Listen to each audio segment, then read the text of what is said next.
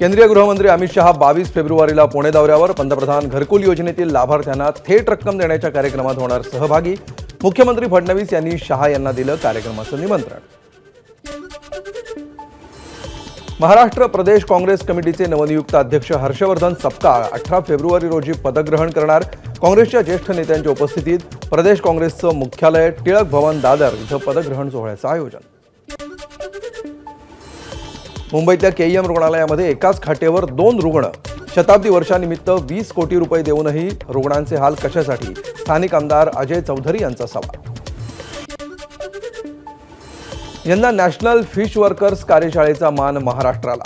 अलिबागमधील नवगावमध्ये कार्यशाळा भरवण्यासाठी रायगडमधील मच्छीमारांचे प्रयत्न. मंत्री नितेश राणे राहणार उपस्थित. आंतरराष्ट्रीय क्रिकेट परिषदेनं केली चॅम्पियन्स ट्रॉफी 2025च्या बक्षीस रकमेची घोषणा. विजेत्या संघाला 19 कोटी 46 लाख, उपविजेत्या संघाला 9 कोटी 72 लाख रुपये मिळणार.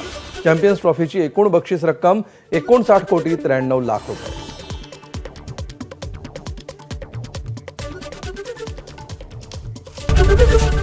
एबीपी माझा, उघडा डोळे बघा नीट.